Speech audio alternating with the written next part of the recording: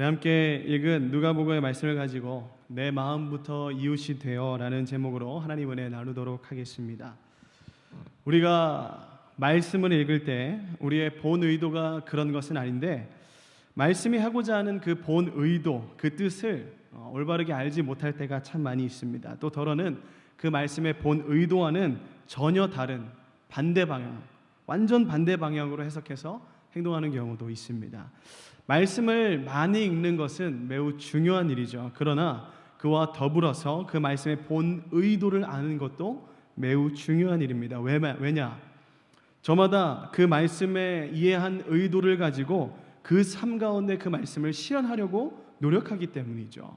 그 말씀의 의도대로, 그 말씀의 본 의도대로 행동하지 못하면 우리는 늘 우리의 마음과 생각과는 다르게 하나님의 의를 실천하려고 했는데 늘 그곳에는 이상한 결과가 나타나지는 것입니다.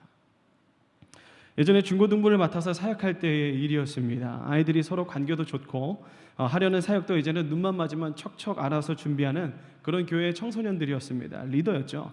그 아이들이 자라서 리더가 되었고 찬양팀이 되었고 알아서 봉사하고 교회에 열심을 다하는 친구들이 있었어요.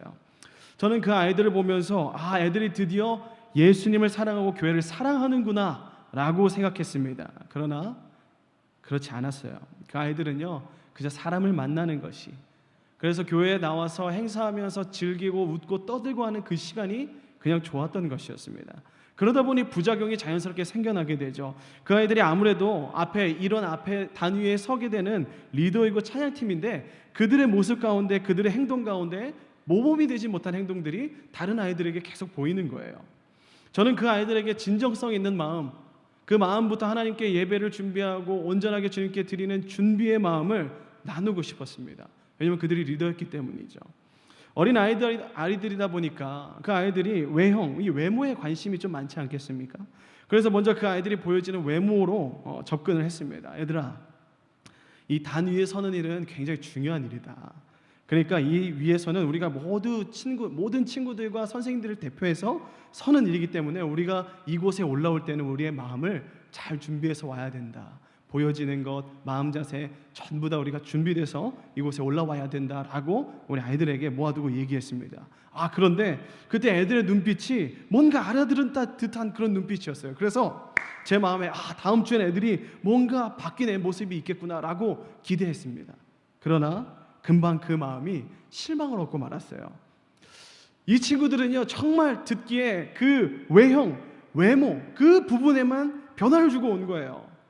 제가 진짜 그들에게 말하고 싶었던 그들의 마음의 중심이 바뀌는 거였습니다. 그러나 그들은 입에서 나오는 악한 말들, 선해 보이지 못한 행동들, 교회에서 하지 않아야 되는 그런 움직임들이 여전히 신경 쓰지 않았고 그저 그것보다는 보여지는 것에 그냥 신경 쓰고 교회에 나온 겁니다. 여러분, 우리가요 성경을 읽을 때 이와 같은 실수를 하고 있지는 않은지 우리 자신을 좀 돌아봐야 됩니다. 주일의 말씀을 듣고 그 말씀을 가지고 우리가 편한 대로, 우리가 듣기에 좋은 부분만 쏙쏙 빼가지고 우리 삶의 편안함을 누리고자 한다면 그것은 주님의 마음을, 그 말씀하신 분의 의도를 온전하게 파악하지 못한, 이해하지 못한 그저 종교인에 불과한 것입니다. 우리가 하나님의 말씀을, 하나님의 나라를, 그의 온전한 뜻을 이루기 위한 신앙인, 성도가 되기를 간절히 소망합니다. 우리는요 그 믿음을 가진, 소망을 가진 사람들이 되어야 돼요. 그 말씀 가운데에서 변화받고 그 말씀으로 생명을 얻어야 되는 사람입니다. 내 삶 가운데 생명을 가져오는 것이 아니라 내 삶을 그 말씀 가운데 던져야 되는 것이에요.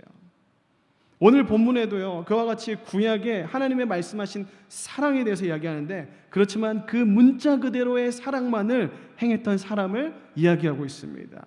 그 사랑의 속뜻은 올바로 이해하지 못한 채 그저 자기 수준에서 만족하고 그 정도로 행하고 그렇게 만족하고 있던 한 율법 선생의 이야기입니다. 예수님께서는 그 속뜻을 알려주는 장면이, 그 사랑의 속뜻을 알려주는 장면이 오늘 말씀에 기록되어 있는데요, 오늘 말씀을 통해서요 예수님께서 말씀하시는 그 이웃사랑, 그것을 올바로 깨닫고 또한 우리가 어떤 사람, 어떤 이웃이 되어야 되는지를 한번 알아보기 원합니다. 우리 먼저 25절의 말씀을 함께 읽어보도록 하겠습니다. 25절의 말씀입니다. 함께 읽겠습니다. 시작. 어떤 율법 교사가 일어나 예수를 시험하여 이르되 선생님, 내가 무엇을 하여야 영생을 얻으리이까? 한 율법 교사가 나와서 예수님께 영생에 대한 질문을 합니다. 선생님, 여기 선생님은 말한 건 예수님이죠. 어떻게 해야 내가 영생을 얻을 수 있습니까? 라고 질문합니다. 25절은요, 이 질문이, 이 율법 선생이 말한 이 질문이 그 의도가 불순함을 기록하고 있습니다. 앞을 보니까 예수님을 시험하여 이르되 라고 이야기합니다. 영생 자체이신 그분에게 영생에 대해서 불순한 의도로 질문하는 그것만 봐도 이 율법 선생이 어떤 사람인지 판단이 되지 않습니까? 그는요, 하나님 기준에 좋은 옳은 율법 선생은 아니었던 것입니다. 그 불순한 의도는 이러했습니다. 이 예수가 대단해 보이는데 이자가 조금이라도 이단적인 발언을 하면 내가 탁 꼬집어내서 이 사람을 그 자리에서 끄집어내려야겠다라는 그런 불순한 의도가 있었던 거예요. 그러나 26절에 보니까 예수님께서는 아주 지혜롭게 답변하십니다. 성경에는 무엇이라 쓰여져 있고 너는 또 어떻게 읽고 있느냐? 율법 교사였습니다. 매 예배 때마다 이 쉐마의 말씀을 읽었을 거예요. 똥은요, 여러분, 무서워서 피하는 것이 아닙니다. 똥은 왜 피합니까? 더러워서 피하는 거예요. 죄도 마찬가지입니다. 죄는 더러운 것이기 때문에 어떨 때는 맞서기보다는 그것을 피하는 때가 더 좋은 경우가 많습니다. 근데 여러분, 그 피하기도 전에 사단은요, 우리에게 접근할 때 도저히 피할 수 없도록 우리에게 다가옵니다. 창세기에도 사단의 상징인 이 뱀이 아담과 하와에게 다가와서 그들에게 말을 거는데 그 질문에 아담과 하와가 피할 수가 없게 질문을 해요. 얘들아, 정말 하나님이 동산에 있는 모든 나무의 실과를 먹지 말라고 했니? 아니거든요. 하나님은 동산 중앙에 있는 그 선악을 알게 하는 나무만 먹지 말라고 했습니다. 그래서 하와는요, 질문을 받은 그 하와는 사단에게 그것이 아님을 대답할 수밖에 없었어요. 그리고 뱀과의 대화를 이어나가다 결국 하나님이 먹지 말라고 한 그 선악을 알게 하는 나무의 실과를 먹게 되는 죄를 짓게 됩니다. 오늘 본문의 율법학자의 질문도 이와 같은 거예요. 그 본 의도가 불순한 이 질문은 피해야 맞는 질문이었습니다. 예수님은 그 본 의도가 불순한 것을 잘 알고 계셨죠. 그럼에도 불구하고 예수님은 오늘 이 질문을 피하지 않으십니다. 그리고 오히려 그에게 그 말씀의 본뜻이 무엇인지, 그 생명이 어디 있는지를 올바르고 정확하게 말씀해 주고 싶어 하시는 거예요. 왜냐? 그 예수님 자체가 말씀이시기 때문에, 예수님께서 말씀 그 자체이시고 말씀이신 그분이 육신이 되신 분이기 때문입니다. 즉 예수님께서는 말씀을 온전히 알고 계셨고 또 올바로 이해하고 계신 분이었던 거예요. 여러분, 아담과 하와와 둘째 아담 되신 예수님의 차이는 바로 여기에 있습니다. 말씀을 온전히 아는가, 그 말씀의 속뜻을 온전히 이해하고 있는가. 우리의 삶에도 이와 같이 사단의 피할 수 없는 질문들과 공격들과 도전들이 수없이 다가오지 않습니까? 여러분, 그때마다 우리는요, 예수님과 같이 온전한 지혜, 이 온전히 아는 지식으로 말미암아 그 질문에 대응하고 응답해야 되는 거예요. 예수님처럼 말씀 위에 굳게 서서 진리로 세상을 이기고 다스리고 통치하는 저와 여러분, 서울제일교회 성도님들 되시기를 주님의 이름으로 축복합니다.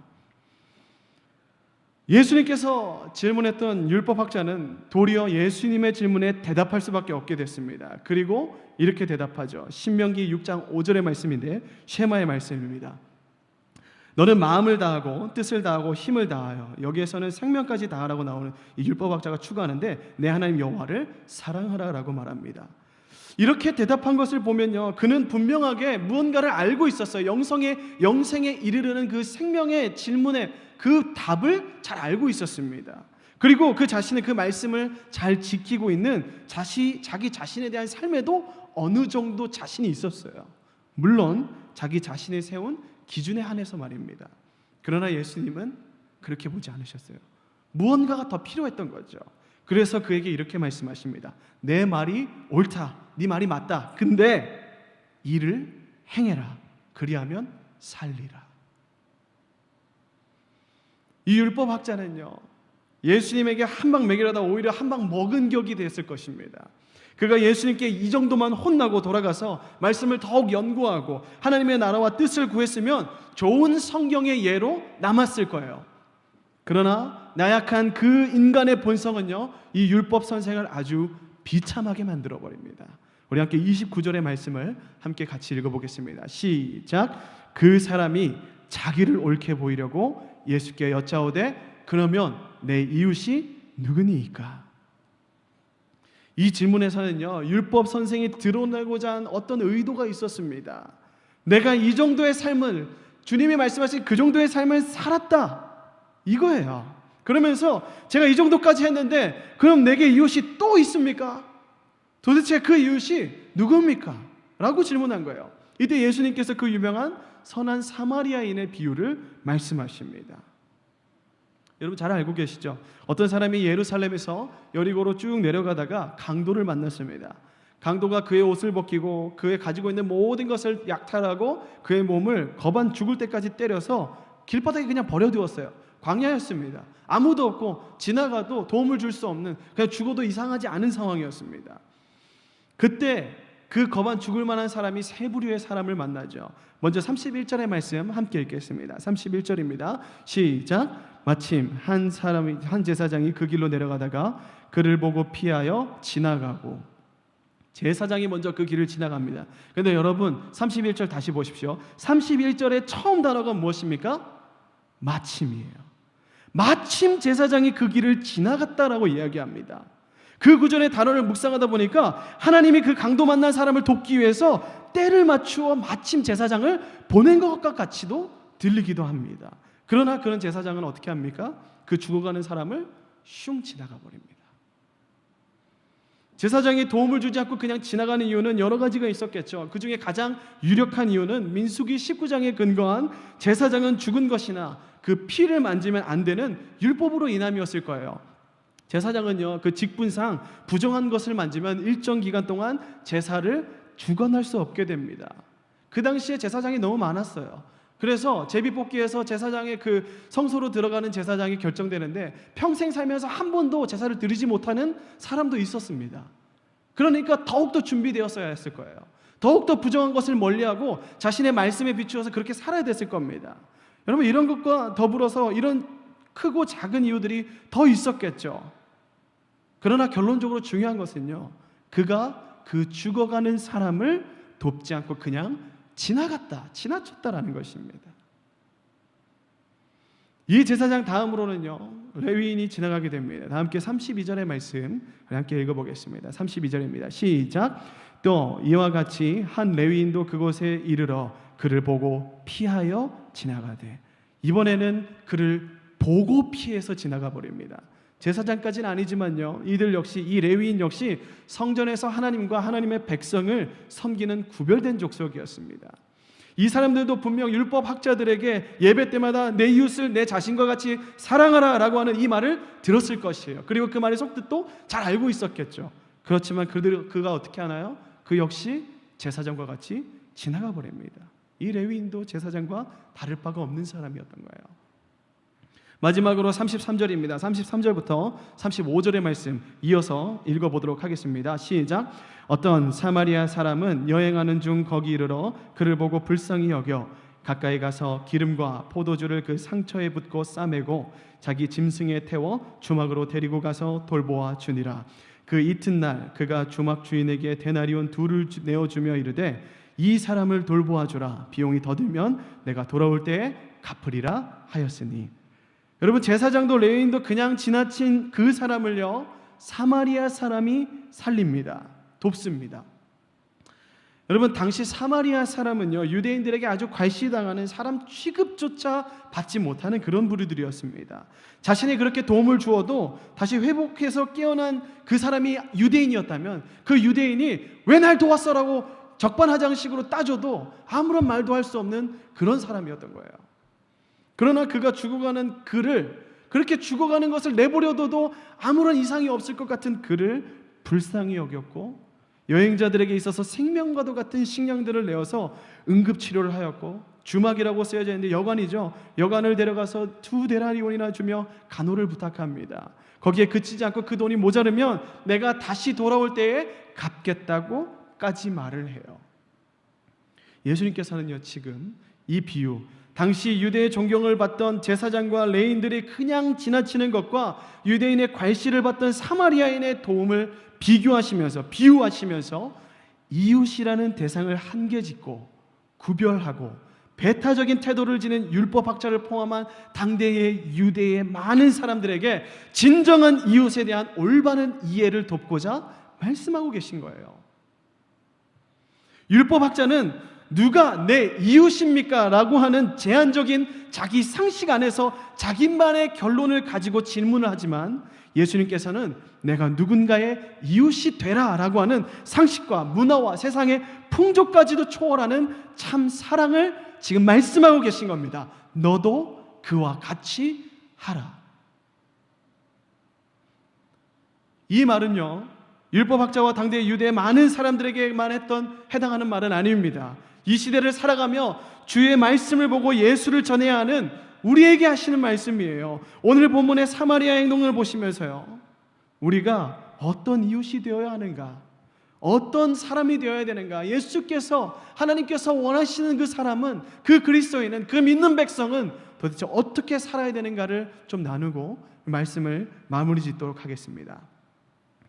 사마리아인이 보여준 행동을 자세히 다시 보면요, 우리 33절의 말씀 다시 보시겠습니까? 33절의 말씀 다시 읽겠습니다.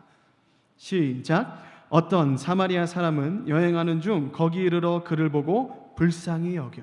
여러분, 그 사마리아인은요, 죽어가는 그 사람을 어떻게 여기고 있다고 이야기합니까? 불쌍히 여깁니다. 불쌍히 여겨요. 생명을 스스로 지킬 수 없는 상태, 그냥 두면 정말 죽을지도 모르는 상태, 그러나 나와 아무런 관계도 연고도 없는 그 사람을 이 사마리아인이 불쌍히 여기고 있는 것입니다. 우리 주변에 영적으로 죽어가는 이들이 얼마나 많습니까? 그곳이 죽으러 가는 길인지도 모르고 얼마나 그 영혼이 피폐하고 얼마나 깊은 상처를 입은지조차 모르는 그 상태 속에서 더 그 죽음으로 걸어가고 있는 영혼들, 우리는 그 영혼들을 보면서 예수님과 같은 이 긍휼의 마음을 가져야 된다고 말씀하고 있는 거예요. 나와는 전혀 상관없는 사람이라고 할지도 말입니다. 마태복음 9장에 보면요, 예수님께서 말씀을 듣기 위해 모인 사람들을요, 마치 목자 없는 양과 같이 고생하며 기진하고 있다라고 말씀하시며 그들을 불쌍히 여기시는 장면이 나옵니다. 목자가 없으므로 그들은 어디로 가야 할지 그 방향을 잡지 못했습니다. 목자가 없으므로 그들은 보호받지 못했기 때문에 들짐승의 밥이 될지도 몰랐죠. 우리도 예수 없었으면 이와 같이 유리하는 인생을 살 수밖에 없는 사람들 아니었습니까? 예수님은 그런 은혜를 입은 우리에게 이제는 너도 그 받은 은혜를 따라 다른 죽어가는 영혼들을 긍휼히 여기고 불쌍히 여겨라, 사랑해라 라고 말씀하고 있는 겁니다. 그것이 전혀 나와 상관없는, 오히려 나를 사람 취급하지 않는 그런 사람이라고 할지라도 말이죠. 여러분, 이게 말이 쉽지 쉬운 일입니까? 이것은요, 성령의 능력이 없이는 불가능한 일입니다. 여러분, 지금 들으셨을 때 생각나는 분들이 있을 거예요. 아, 맞아, 이 사람 참 예수 믿어야 되는, 내가 전해야 되는데 라고 생각하는 분들이 있을 거예요. 그러나 선뜻 그렇게 해야지라는 생각과 마음보다는 머뭇거림이 내 안에 있지 않냐는 거예요. 그것은 아마도 그 행동에 대한 결과가 이미 내 판단 속에서 눈에 훤히 보이기 때문일 것입니다. 안 될 거야. 아, 이 사람 내가 전해도 안 될 거야. 여러분, 그러나요, 우리의 생각과 결론은 주님이 원하시는 방향과는 전혀 다릅니다. 하나님이 우리의 삶을 통해 역사하심을 여러분 꼭 믿으시기 바랍니다. 오늘 말씀으로 내 영적인 상태를 재무장하십시오. 매일 주님의 성령으로 충만함을 입으십시오. 그래서 세상에서 그 사랑을 그저 행하여 보이십시오. 그러면 일은, 그 역사는 하나님께서 이루실 것입니다. 할렐루야. 아멘. 그 영혼을 향한 긍휼한 마음을 갖는 사람, 하나님 그 사람을 지금 사마리아인으로 비유해서 저 여러분들에게 도전하고 있는 것입니다. 우리가 그 긍휼의 마음을 갖는 귀한 성도가 되기를 주님의 이름으로 축복합니다. 두 번째로요, 사마리아인은 그 죽어가는 사람에게 긍휼의 행동을 보였습니다. 액션이 있죠. 우리 34절과 35절의 말씀 이어서 읽도록 하겠습니다. 시작. 가까이 가서 기름과 포도주를 그 상처에 붓고 싸매고 자기 짐승에 태워 주막으로 데리고 가서 돌보아 주니라. 그 이튿날 그가 주막 주인에게 데나리온 2를 주며 이르되 이 사람을 돌보아 주라. 비용이 더 들면 내가 돌아올 때 갚으리라 하였으니. 여기 34절과 35절에는요 사마리아인의 두 가지 행동이 있습니다. 하나는 여행자가 자신의 여행 중에 꼭 소지해야 될 물건들이, 중요한 물건들이었죠. 기름과 포도주입니다. 그것을 가지고 죽어가는 그 사람에게 응급처치를 합니다. 여러분, 이것이 왜 중요하냐면 보통의 유대인이라면 모르겠지만 사마리아인으로서 유대의 땅을 거느리면서 기름과 포도주를 구하는 일은요 쉽지 않았습니다. 그러나 그는 그런 일에 망설이지 않았어요. 죽어가는 일을 살리기 위해서 그에게 있어서 귀한 것을 마다하지 않았다는 것입니다. 또한 두 번째 액션, 행동은요, 그가 죽어가는 사람을 여관으로 데리고 가서 그 여관 주인에게 2데나리온을 주면서 간호를 부탁한 것입니다. 여러분, 2데나리온은요 건장한 성인의 2일치 임금 정도의 수치입니다. 그 화폐예요. 당시 여관 비용은요 12분의 1 데나리온이었습니다. 쉽게 말하자면 그 사마리아인은 24일치의 여관 비용을 한 번에 지불하고 간 겁니다. 아무런 연고도 관계도 없는 그 사람을 위해서 말이죠. 우리는요 예수님을 믿고 말씀을 듣고 상고하면서 생각으로는 불쌍한 사람을 도와야겠다 하면서 불쌍히 여길지는 몰라도 그에 따른 행동이 부족한 경우가 너무 많아요. 그러나 하나님은, 하나님의 말씀은 이 행동에 대한 영역을 결코 가볍게 여기지 아니하십니다. 요한일서 1장 3절에는요 말로만 사랑하지 말고 오직 행함과 진실로 하자라고 말합니다. 또한 야고보서 1장 22절은 믿고 그 믿음에 따른 행동이 없는 것은 자신을 속이는 자라고까지 이야기합니다. 예수님께서 불쌍한 자들을 불쌍히 여기시는 것으로 끝내지 않으셨죠. 그는 불쌍한 근원이 되는 그의 영혼을 소생시켰습니다. 또한 지속적으로 불쌍할 수밖에 없는 그 삶의 리스크까지 실질적으로 간섭하셨어요. 그 긍휼의 마음을 가지고 함께 우셨고 치료하셨고 싸매셨고 고치셨습니다. 그리고 오늘 율법 선생과 같이 우리에게도 이렇게 말씀하시는 겁니다. 너도 그와 같이 하라.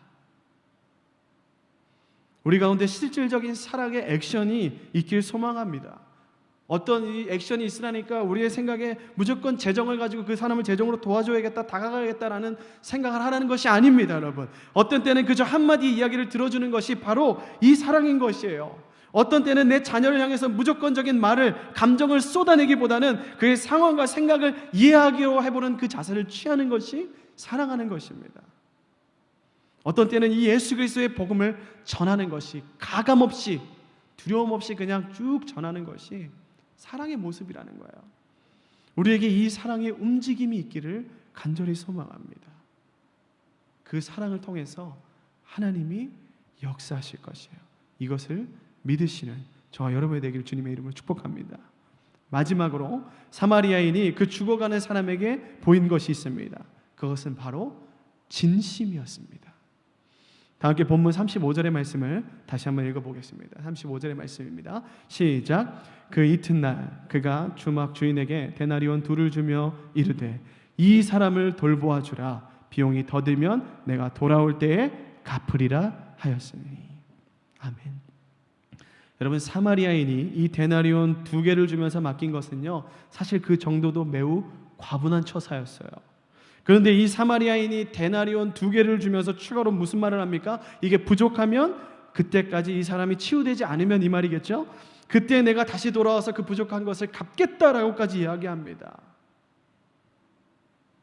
모든 것을 빼앗기고 모든 것을 탈취당한 옷조차 없는 그 사람을 그 속 깊은 곳까지, 그 이웃까지 생각하는 그 진심을 이 사마리아인이 보인 거예요. 우리는 대부분요 불쌍한 자들을 도울 때 적당히 하고 빠지려고 합니다. 스스로 할 줄도 알아야지, 뭐 이 정도면 됐어, 이 정도의 마음인 거죠. 이게 정말 선한 마음이면 좋겠는데 그렇지 않은 경우가 너무 많지 않습니까?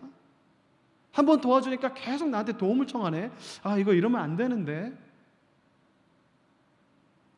그런데 이런 모습이 우리 교회 안에도 많이 있어요. 새가족에 대한 부분입니다. 교회 학교나 작년 성도님이나 새가족이 왔을 때 교회로 인도하면 됐지 뭘 더 도와줘, 이런 마음이 있어요. 하지만 여러분 생각해 보십시오. 새가족 입장에서는 그렇지 않아요. 아무리 몇 년간 다른 교회를 다니다 우리 교회로 왔다고 해도 우리 교회에 맞는 문화와 그 느낌에 적용하기까지는 더 많은 시간과 노력과 관심이, 진심이 필요한 겁니다. 여러분, 이것은 이 마음부터 움직임이 필요한 영역인 거예요. 예수님도 그 제자들을 양육하실 때, 또 많은 사람들을 대상으로 사역하실 때 그 대상을 향해서 불쌍한 마음을 가지고 다가가 그 문제가 해결되었는지, 그게 끝났는지, 그게 종료되었는지, 그 문제가 없어졌는지를 끝까지 확인하십니다. 십자가를 지고 올라가셨다가 죽으시고 부활하시고 자신을 배신하고 뿔뿔이 흩어지고 과거의 자기의 자리로 돌아간 제자들에게 찾아가지 않으십니까? 다시 그곳에서 사명을 주십니다. 그곳에서 올바른 방향을 인도하십니다. 사랑의 마음이 없이는, 사랑의 그 진심이 없이는 불가능한 일들이에요. 한낱 동물도, 갓난아기도 그가 자신을 사랑하는지 안 하는지, 관심이 있는지 없는지 그 진심은 다 알고 있습니다. 마음이 없이는요, 여러분, 역사는 일어나지 않습니다. 내 마음을 다해서 주님을 사랑하지 않으면, 그저 보이는 게 사랑하는 것처럼 보이면 내 삶의 역사가 일어나지 않아요. 한 영혼이 일어나고 세워지고 주님 안에서 소생하는 것, 내 마음이 그렇게 진심을 다하지 않으면, 예수 그리스도의 마음을 가지고 움직이지 않으면 그 역사는 일어나지 않는 겁니다.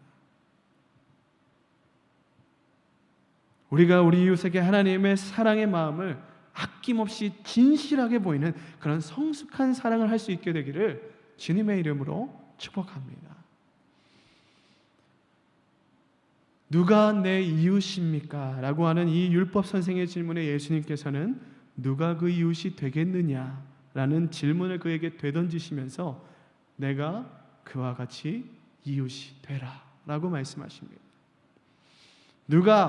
어떤 누가 내 이웃이 될 것인가를 생각하기보다 그 특정한 대상을 지정하지 않고 내가 누군가의 이웃이 되기를, 그게 주님의 마음이었습니다. 예수님께서 새롭게 정하신 율법의 정의, 하나님을 사랑하고 이웃을 사랑하는 것, 여러분, 이것은요, 두 계명 중 하나님을 사랑하는 것이 더 중요하다는 나타내고자 함이 아니라 하나님을 사랑하는 것만큼 이웃을 사랑하는 것이 중요하다라는 말씀을 하고 싶은 말씀입니다. 당시 보편적인 이웃에 대한 개념의 틀과 그런 것들을 초월하는 파격적인 말씀, 지금 내가 가진 이웃에 대한 개념과 도전하고 계시는, 이웃에 대한 개념에 도전하고 계시는 하나님 아버지의 마음인 것이죠. 여러분, 그렇게 내 마음부터 이웃이 되어 죽어가는 그들을 불쌍히 여기고 진심으로 돕고 그렇게 사랑하는 실질적인 그 사랑의 액션, 그 행동을 보이는 우리 모든 서울제일교회 수요 성도님들 되시기를 주님의 이름으로 축복합니다. 함께 기도하겠습니다. 꽃은 시들고 풀은 마르나 우리 주님의 말씀, 그 진리는 변하지 않습니다. 지금 교회가 좋지 못한 인식으로 손가락질을 받을지라도요, 믿음 위에, 진리 위에 서 있는 성도가 이 시기를 주님의 은혜로, 주님의 지혜로 이겨나가야 될 줄로 믿습니다. 주님, 오늘도 내 삶의 예수를 나타내 보이는 주님이 말씀하신 참된 이웃 되게 하여 주시옵소서. 그들이 나를 손가락질하고 예수 믿는 자라고 깔보고 너희는 이제 망했다고, 너희는 이제 필요 없다고 말할지라도 그 가운데서도 예수 그리스도의 사랑을 전하게 하여 주시옵소서. 또한 우리를 보고 배우는 다음 세대들도 이와 같은 믿음으로 한 걸음 한 걸음 주님이 원하시는 모습으로 변화되어지는 그런 귀한 역사가 우리 믿는 백성들 가운데 있게 하여 주시옵소서. 우리 다 함께 주님의 이름을 한번 부르짖고 기도하며 나가겠습니다. 부르짖습니다. 주여